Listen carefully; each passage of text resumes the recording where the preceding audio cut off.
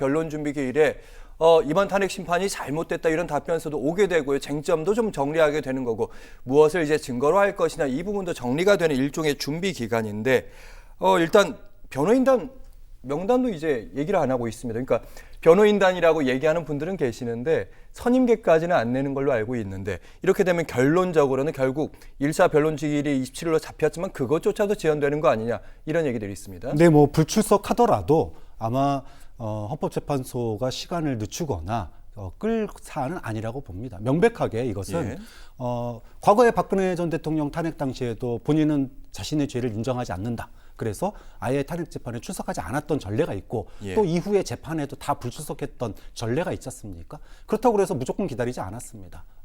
변호인이 벌써 2분인가는 합류한 걸로 알고 있는데 그분들 통해서라도 절차에 협조해야 되고 만약에 협조하지 않는다라면은 전례에 따라서 저는 헌법재판소도 그렇고 향후의 서법처리 과정도 시간을 끌 문제가 아니다. 지금 하루하루 대한민국의 위기가 다가오고 있습니다. 환율은 1,500원을 올라가고 있고요. 그리고 국가 신인도나 이런 것도 굉장히 어려운 상황에 놓여 있어요. 그런 측면에서 헌법재판소의 심리가 더 이상 늦춰져서는 안 된다. 여기에 아마 모든 국민들이 공감할 거라고 봅니다. 네, 알겠습니다. 그럼에도 불구하고 변론 준비 기일이 열리게 되고 보통 이제 박근혜 전 대통령을 저희가 떠올려 보면 그때 당시에 변론 준비 기일이 한 3차까지 열린 다음에 거기서 뭔가 확정한 다음에 나머지 이제 변론으로 본격적으로 들어간 측면이 있단 말이죠.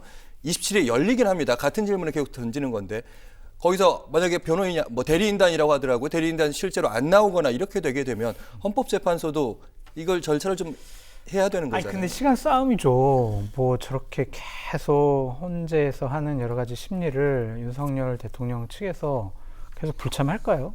그럼 자신들에게 도움이 될까요? 그냥 한 달 길어봤자 그 정도 시간 끄는 거예요. 그러면 자기들한테 유리한 판결이 나올 수 있을까요? 국민의 분노는 더 높아질 거 아니에요. 정말 대통령을 향한 국민들의 반감, 불만, 분노 이것이 경로 수준으로까지 높아질 거란 말이에요. 그러니까 그런 것은 신경 이제 안 쓰는 것 같아요. 지금은 그냥 어떻게 하면은 내가 형량을 좀 낮추고 내란죄를 안 받을 수 있을까? 그거를 연구하는 것이 아닌가 그런 생각도 들고 참 제가 이런 얘기를 하는 거 스스로 참 부끄럽고 창피한 부분이 있는데 이런 송달받고 출석하고 막 이런 것들 있잖아요.